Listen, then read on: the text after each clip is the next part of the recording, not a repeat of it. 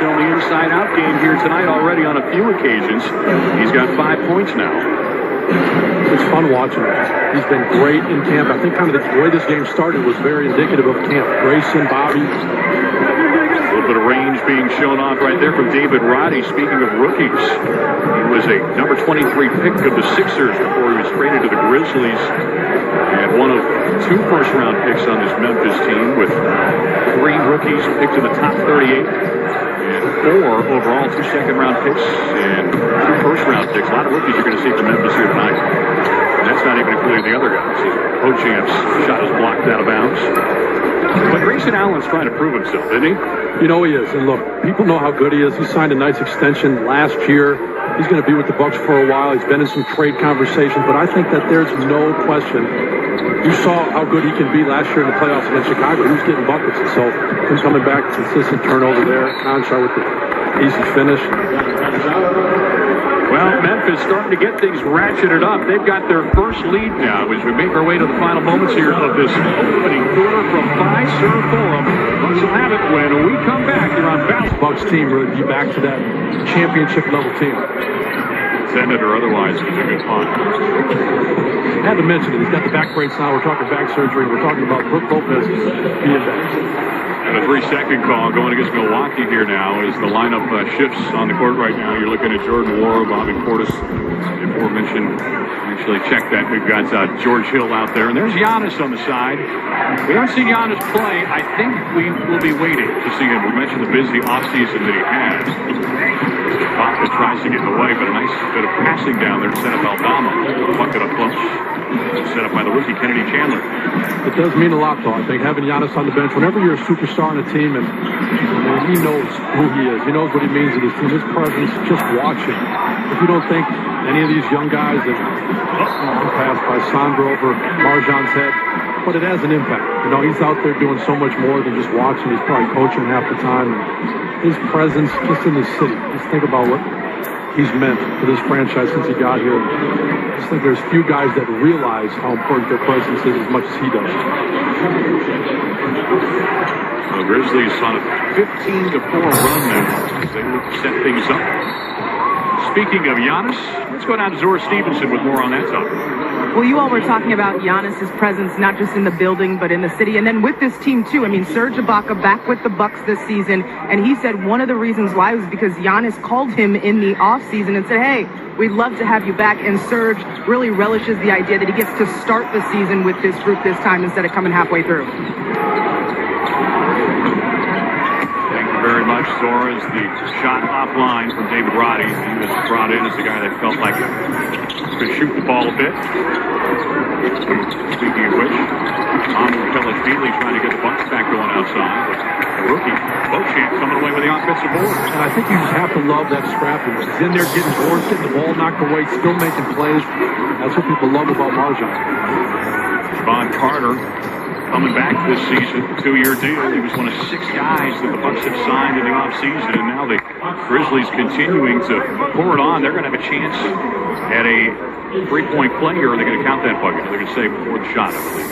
But Javon Carter, you know, they weren't sure would he be back after only spending a portion of time getting picked up by the Bucks late in the season a year ago. Boy, he did a nice job defensively. And then the 3-point shooting was a bonus.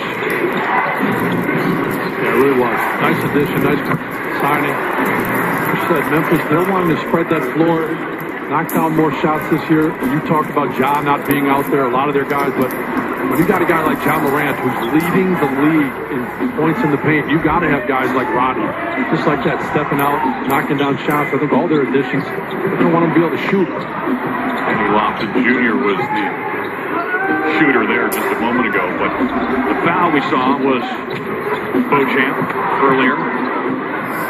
Going quickly, another transition opportunity. 2 teams that really like to run, and we'll talk about some of the potential for them to maybe do that a bit more this season with some of the rule changes. The take foul is the one that has drawn a lot of discussion this season. It has essentially been outlawed. Nice block by Ibaka. 3 ball on the way as Jake LaRavia, the rookie out of Wake Forest, you got to love that.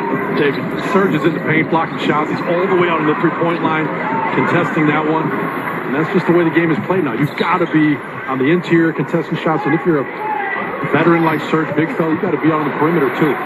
Backdoor feed, but unable to finish up close with the Richmond rookie. Hilliard couldn't hit, and the three-point try misses as well.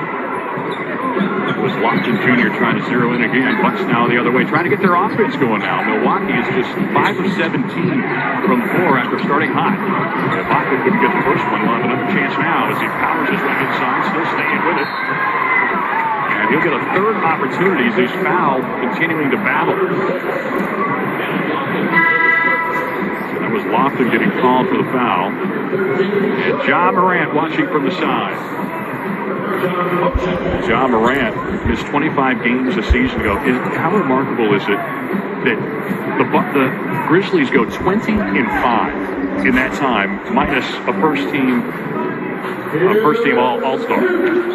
I mean, what he's been able to do with this franchise is a lot. That's remarkable. Mamu with the nice left-hand finish in the paint, but I think just the way he elevated this franchise, got them to 56 wins last year, and really gave them a chance to, I thought, beat Golden State in the conference finals. And one of the things we were talking about earlier, being the guy who led the league in points in the paint at his size, it's truly remarkable. But a young leader in this league, and the league is in good hands with guys like him.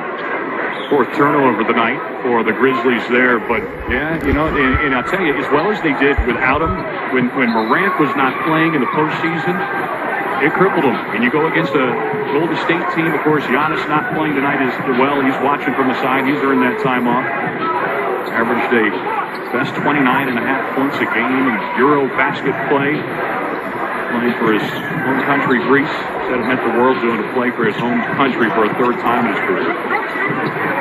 There's a turnover as Zoro was trying to thread the needle in traffic. Now Memphis the other way. Another foul going against Milwaukee. Hill's going to be the guilty party. And that'll be the last foul to give for the Bucks. Their 14th foul. As Ibaka takes a seat on the bench, Brook Lopez will come on to replace him as the Bucks trailing by 4 here after jumping out to the 8-0 lead to start this game. Memphis has kind of settled in since.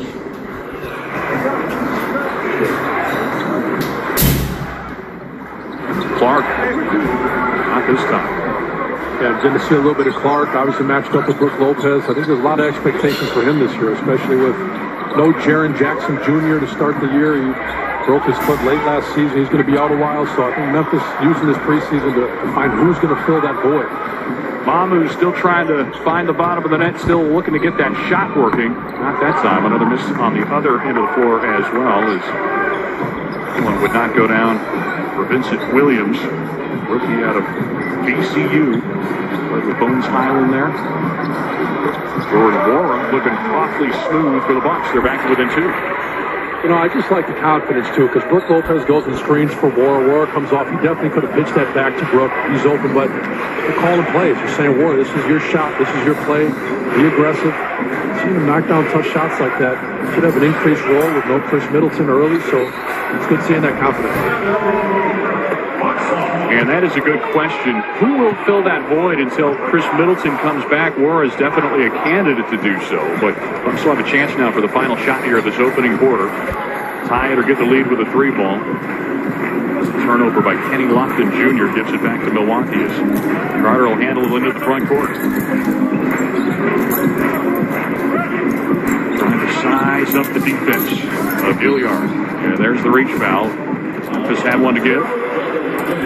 So Milwaukee's got to work fairly quickly here, but 6.8 seconds, you got plenty of time to do what you want. Yeah, just a heady foul right there. And you talked about some of the emphasis this year of not having called take fouls on the fast break. That was kind of the half-court version. They know you can take a foul, slow it down, mess their play up, make them run something different. Hope everybody enjoyed the first quarter. Stay tuned for more. We got the Grizzlies on the Bucks. This is preseason. Here we go, baby. We're back. Let's get it. Let's get it. Like, share, and subscribe. By 2, preseason opener here at Fiserv Forum.